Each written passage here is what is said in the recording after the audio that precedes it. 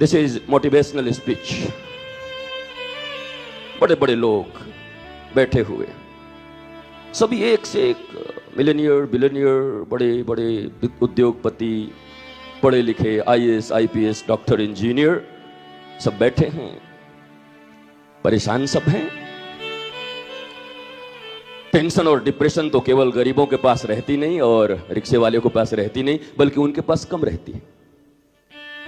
ये जितनी भी बीमारियां हैं तो हम लोगों के लिए बनी है, बड़े लोगों के लिए। बड़े लोगों की बड़ी बातें, बीमारी भी बड़ी बड़ी। छोटी बीमारी कैसे होगी, इतने बड़े हम हैं। और उसके बाद हमारे ही शास्त्रों से एक सूत्र लेते हैं, वो जो हिंदुस्तान, भारत और सनातन परंपरा के ऋषियों के शास्त्र नहीं पढ़े, नहीं जानते, वेद वेदांत सिद्धांत शास्त्र मनीषियों के मनीषाओं से जिनका कोई मतलब नहीं, उनके लिए उनके दिए हुए एक सूत्र ही तालियों के कारण बन जाते हैं, क्योंकि उस समय एक टेम्पररी रिलीफ मिल जाती है। ओ माय गॉड, ऐसा करने से ऐसा होगा। वो करता नहीं, आज तक कोई किया नहीं। अभी मुझे कल एक बच्चा बोल रहा था, गुरुजी मोटिवेशनल स्पीच बहुत अच्छा लगता है, 2-3 दिन तक बुखार रहता है, फिर लौट के बुद्धू घर को आए, फिर अपने आइडिया में लौट आते हैं और फिर वही टेंशन, फिर वही डिप्रेशन। भैया आप सिलन लगा रहे हो, आप मल मूत्र के ऊपर में गुलाब की पंखुड़ियां डाल रहे हो। तुम्हारे घर में मल है, दुर्गंध दे रहे हैं, तुमने उसके ऊपर गुलाब की पंखुड़ी डाल दी और स्प्रे कर दिया। तुम क्या सोचते हो, जब स्प्रे खत्म होगा, पंखुड़ियां सूखेंगी तो भीतर से सूखे हुए मल के दुर्गंध आने शुरू हो जाएंगे। ये जिंदगी के जितने भी मल हैं, काम क्रोध मद मोह लोभ मात्सर्य, ये सब के सब तुम्हारे भीतर छिपे हुए हैं। तुम्हारा झूठ बोलना, तुम्हारा धन के लिए मरते रहना, एक झूठी प्रतिष्ठा के लिए जिंदगी दे देना, ये आत्महत्याएं क्यों होती है बताओ? या ऑनर किलिंग क्यों होती है बताओ? हरियाणा में जाके देखो, जिस बिटिया को पाल पोस के बड़ा किया, बिटिया ने बड़ा होकर के कह दिया मैं शादी अपने मन से करूंगी, ऑनर किलिंग, रातों रात मार दी जाती है। बड़े प्रेमी बने थे अपनी बेटी के, पूरा प्रेम लुटा दिया ना। तुम किसी के प्रेमी हो ही नहीं सकते, प्रेम और करुणा तुम्हारे भीतर हो ही नहीं सकती। तुम तो धन के लिए हो, अपनी प्रतिष्ठा के लिए हो। तुमने जब जब तुम्हारे धन और प्रतिष्ठा पर आक्रमण हुआ तो अपनों को मिटाने से भी तुम बाज नहीं आए। ये वही देश है जहां के बादशाहों के बेटों ने अपने ही पिता को कैद कर दिया। ये वही देश है, राजाओं को कैद कर दिया गया। ये कंस भी तो वही किया, अपने पिता को जेल में डाल दिया और खुद राजा बन बैठा। छोड़ो ना, मुगलों को क्यों कहते हो, क्यों दूसरे के ऊपर जाते हो? मुगल को, अल्पसंख्यकों को, मुसलमानों को कह देने से बड़ा अच्छा लगता है। कंस कौन था? अल्पसंख्यक था। कंस कौन था? मुगल था। अपने बाप को जेल में डाल दिया राजा बनने के लिए। इसलिए ये जातियों की बात नहीं है, ये संप्रदायों की बात नहीं है, ये बात मानवता की है। और मनुष्य तुम भी हो, और तुम जब तक स्वयं स्वस्थ नहीं होते तब तक किसी को स्वास्थ्य बांट नहीं सकते। एक दुखी व्यक्ति जब भी बांटेगा तो दुख ही बांटेगा। एक पीड़ा में डूब रहा आदमी जब भी बांटेगा तो पीड़ा ही बांटेगा। एक मुस्कुराता हुआ आदमी कहीं भी जाएगा तो उसकी दंत पंक्तियां खुली रहेंगी, मुस्कुराता रहेगा, और उसके मुस्कुराहट से आपको भी मुस्कुराने की इच्छा करेगी। आप जरा मिलो अपने रिश्तेदार से, परिवार से, नातेदार से, बड़े बड़े लोगों से, राजाओं से। आप मिलके एक बार देखिए और एक बार दुखती रग पर हाथ रख दीजिए, माय डियर, आपसे ज्यादा रोता हुआ मिलेगा वो। कैसे संभालूं, वो विरोध में हो गया है, इसको निपटाना है, ऐसे आगे बढ़ना है, कल उसको ऐसे निपटाएंगे, परसों इसको ऐसे करेंगे। हे भगवान, कभी तो चैन में रहे, कभी तो आनंद में रहे, कभी तो मस्ती से उद्घोषणा कर सको कि मुझे भगवान ने, गॉड का बेस्ट क्रिएशन हूं मैं, as a human being. Human हो गए, मैन मन का, ह्यूमन। मैन कहां रहा? अब तो भीड़ हो गया, सब जगह भीड़ हो गई, अपना अस्तित्व खो गया। व्यक्ति भीड़ के अनुसार चलता है, भीड़ के अनुसार कपड़े पहनता है, भीड़ के अनुसार मर्यादा पालन करता है, शिष्टाचार। नो नो बेटे, कांटा से डोसा खाओ। अरे खाने दो ना, हाथ धुला के, हाथ से खाने में मजा आ रहा है, आनंद आ रहा है, खाने दो। क्या समझेंगे कि किस घर से आए हो, क्या समझेंगे? और तुम्हारे पूर्वज क्या कांटा से खाते थे? कांटा हम लोगों ने देखा भी था, हमारे पूर्वजों ने सुंदर पीढ़ी के ऊपर बैठकर हाथ धोकर और लोटा लगा रहता, फूल की थाली लगी रहती, जम के खाते। ये क्या बनाया है? ये झूठे आडंबर।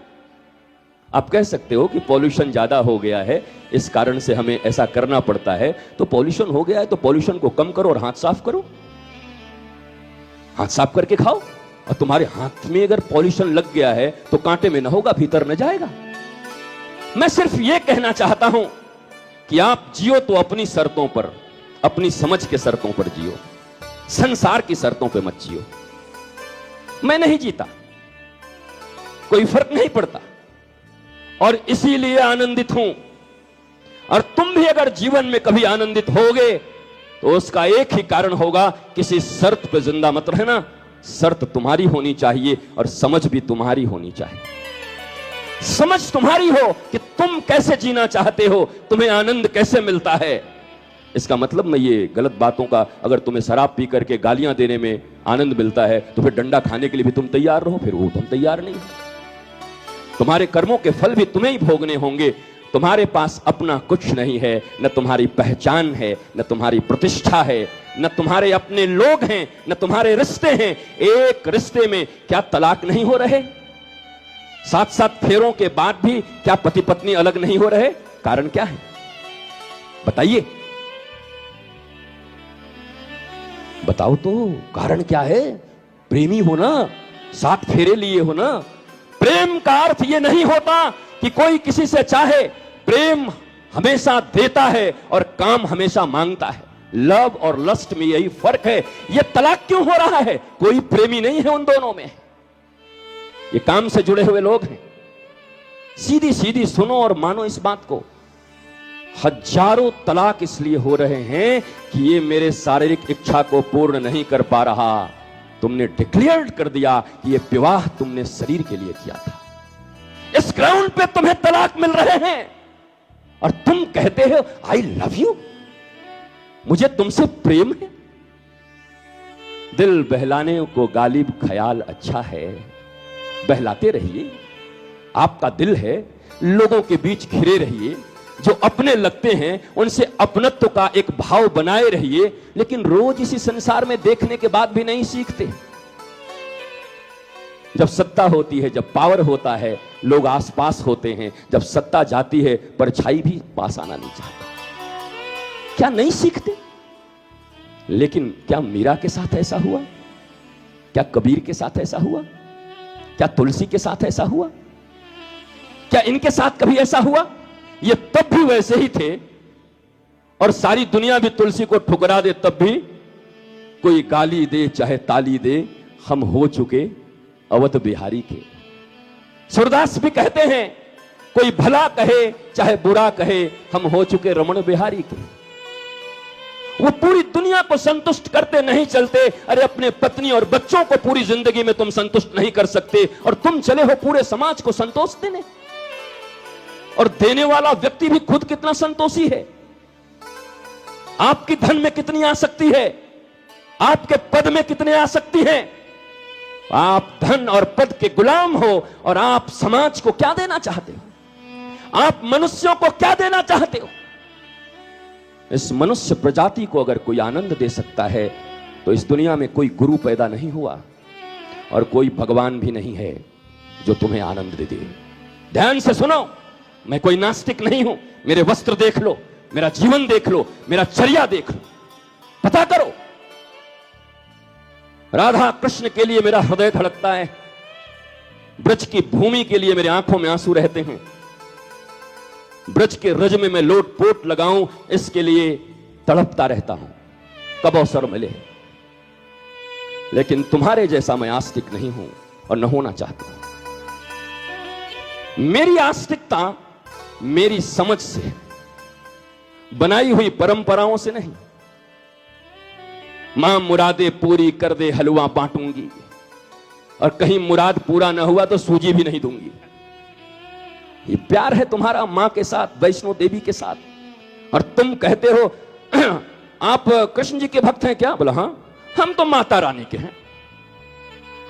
और ये घोषणा कर दिया तू माता रानी का भक्त है, और तू ही कहता है कि मेरी मुरादें पूरी कर दो तो फिर मैं वैष्णो देवी दर्शन करने आऊंगा। ये प्यार करते हो माय डियर या व्यापार करते हो? प्यार और व्यापार में कोई तो अंतर होना चाहिए ना। गिव एंड टेक जहां है वो व्यापार है, और जहां केवल देना ही देना है वो प्यार है। गोपियां केवल कृष्ण को देती ही देती रहती हैं, इसलिए वो प्रेमिनी हैं, प्रेम की ध्वजा हैं। तत्सुखे सुखित्वम, मेरा कोई सुख नहीं कृष्ण, जो तुमको हो पसंद वही बात कहेंगे। तुम दिन को अगर रात कहो तो हे कृष्ण हम रात कहेंगे। ये प्रेमिनी हैं जिनको नारद, ऋभु, अंगिरा, चैवन्य, गालो, विश्वामित्र, बड़े बड़े ऋषि जाकर प्रणाम करते हैं इन गंवार, इन गोपियों को। क्यों? क्या है इनके पास? ये तो कामातुर होकर के भागती हैं कृष्ण के पास, अर्धरात्रि में अपने परिवार को छोड़ के भाग जाती हैं कृष्ण के पास। समाज तो इसे बहुत बुरा मानता है। तुम्हारी पत्नी छोड़ के भाग जाए रात में किसी के पास बंसी बजाते हुए, क्या करोगे तुम? बगले मत देखो, जवाब दो, क्योंकि तुम्हारे भगवान है कृष्ण। जन्माष्टमी के दिन नंद को आनंद भयो जय कन्हैया तुम ही करते हो, और रोज तुम ही भोग लगाते हो, मंदिर बनवाते हो, कहां कहां जाते हो। मैं तुमसे पूछता हूं, इस प्रश्न का जवाब दो।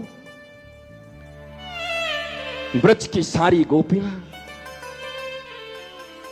भगवान अपिताच रात्रि शरदोत्त फुल्ल मल्लिका भिक्षरंतुम मनश्चक्री योग माया मुपाश्रिता।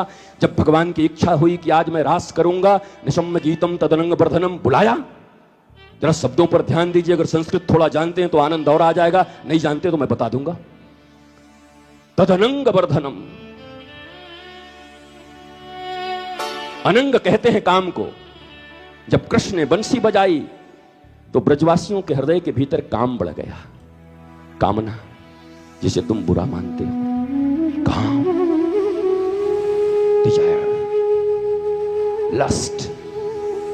क्योंकि भाषण तो लस्ट पे दोगे तो लोग बुरा समझेंगे। ये गोपियों में तो बड़ा लस्ट है भाई, ये गोपियां तो कामातुर हैं। स्वयं सुखदेव, स्वयं व्यास लिखते हैं, कंस ने भय से पा लिया कृष्ण को और गोपियों ने काम से पा लिया। हम राम राम कह के भी न पा पाए और गोपियां काम से पा गई। हम कृष्ण कृष्ण करके भी कृष्ण से दूर रह गए और गोपियां सुंदरता देख के भी कृष्ण को पा गई। कारण क्या है? इस समाज में इस चीज का बढ़ावा मत ले लेना मेरे इस वक्तव्य से कि अपने घर परिवार को छोड़कर भाग जाओगे तो गोपी बन जाओगे। क्योंकि तुम जब भी भागोगे तो किसी पुरुष के लिए भागोगे, और गोपियां जब भागी तो पुरुषोत्तम के लिए भागी। पुरुष से पुरुषोत्तम की ओर जाना भक्ति है, पुरुषोत्तम से पुरुष की ओर जाना भक्ति नहीं है। अरे समाज छोड़कर, दुनिया छोड़कर कृष्ण के चरणों में चले जाओ तो कृष्ण उठाकर आलिंगन कर लेंगे, पर कृष्ण को छोड़कर दुनिया के शरण में चल जाओ तो ये दुनिया वाले भी एक दिन लात मारेंगे और कृष्ण की डायरी से तो नाम कटी गया है। इसलिए दुनिया छोड़ी जा सकती है, ये रिश्ते छोड़े जा सकते हैं, ये बेईमानियां छोड़ी जा सकती है, पर कृष्ण नहीं छोड़ा जा सकता। जगत से जगदीश बड़ा है। Creation is greater than creator, no, creator is greater than creation.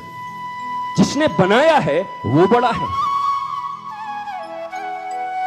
और इसीलिए जो महापुरुष होते हैं वो भी आप ही की तरह होते हैं, आप ही के बीच के होते हैं, किसी मैया के पेट से आते हैं, कोई उनके भी पिता होते हैं।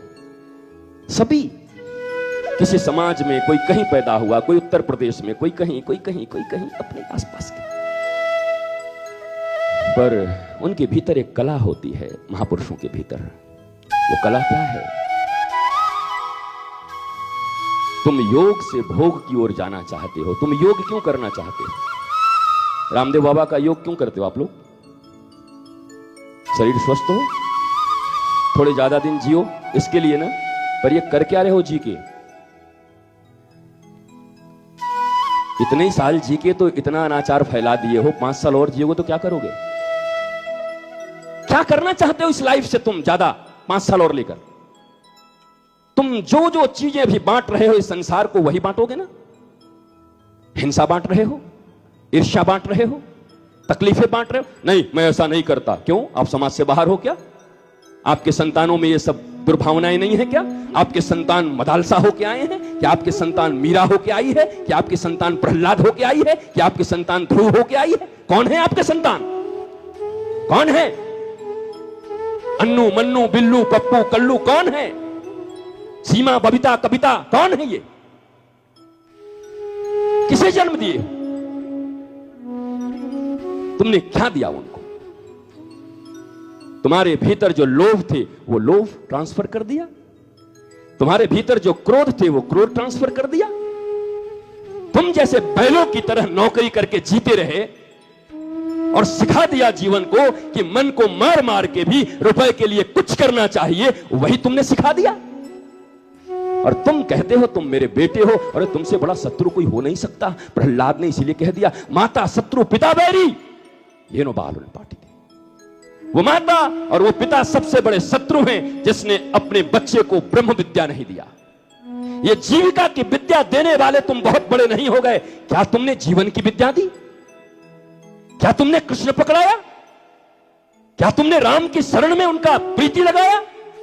क्या प्रहलाद और ध्रुव से उन्हें कुछ सीखने की तुमने प्रेरणा दी? जब ध्रुव की विमाता सौतीली मां हाथ पकड़ के और बाहर कर देती है ध्रुव को, और ध्रुव रोता हुआ जाता है अपनी मां के पास, मेरी मां ने, मेरी सौतीली मां ने मेरा बहुत बेइज्जती किया, मैं क्षत्रिय पुत्र हूं, मैं आग लगा दूंगा। क्षत्रिय पुत्र था। क्षत्रिय का अर्थ होता है, सीख लो, जो दूसरों की पीड़ा, दूसरों के दुख को देखकर उसकी सहायता के लिए छत्र बन के खड़ा हो जाए, उसे क्षत्रिय कहते हैं। ये शास्त्रीय जगह, शास्त्र जानते हो तो समझ लेना क्षत्रिय किसको कहते हैं। जो दूसरों की पीड़ा, दूसरों के भीतर जो तकलीफें हैं उन्हें देखकर और छाता की तरह खड़ा हो जाए, मैं हूं, आप चिंता मत करिए, वो क्षत्रिय है। वैसे सबका विवेचना कर दूंगा, लेकिन मैं यहां वर्ण व्यवस्था नहीं बताने आया, न मैं जाति व्यवस्था बताने आया हूं। तो ऐसे ही देश परेशान है वर्ण और जाति से, पता ही नहीं चल रहा है कौन किस जाति का, कौन किस वर्ण का। जाति और वर्ण, जाति और वर्ण, जाति और वर्ण, घर में लगी है आग, बेटा सुन रहा नहीं बात, लड़की आती 10 बजे रात, एक भी सुंदर नहीं हुई हमारी प्रभात, और फिर भी हम पड़े हुए हैं धर्म और जात, वर्ण और जात, पता नहीं क्या है। वैसे धर्म की परिभाषा आप सीख लीजिए अगर आप धार्मिक लोग हैं। बीइंग एंड बिकमिंग, स्वयं बचना, स्वयं को बढ़ाना, लोगों को बचाना और लोगों को बढ़ाना, इसके सिवा कोई धर्म नहीं होता। बाकी पंथ होते हैं, मजहब होता है। हमने तो धर्म की परिभाषा भी बदल दी है। और मजे की बात यह है कि हमने आइडियल किसको बनाया है संसार में आज? हमारे आइडियल कौन कौन है? मैं तुमसे अभी कहूं 50 मुझे महापुरुषों का नाम लिख के दो, 50, घबरा जाओगे, और दोगे भी तो असलियत तुम्हारे सामने आ जाएगी कि किसको किसको तुम महापुरुष मानते हो। वो जो धनवान है वो महापुरुष है तुम्हारे लिए, वो जो पद पर बैठे हैं वो तुम्हारे लिए महापुरुष है। महापुरुष का और एक पूर्ण मनुष्य का परिभाषा ही ये राष्ट्र नहीं जानता। हमने ग्लैमर परोसा है इस भारतवर्ष में, और पूरी दुनिया ग्लैमर में जी रही है। हमारा भारतवर्ष भी उसी में डूब गया, पाश्चात्य संस्कृति आ गई। हम बच्चों को, बच्चियों को प्रातः से लेकर रात्रि तक क्या देते हैं, वो वही तो बनेंगे जो हम देते हैं।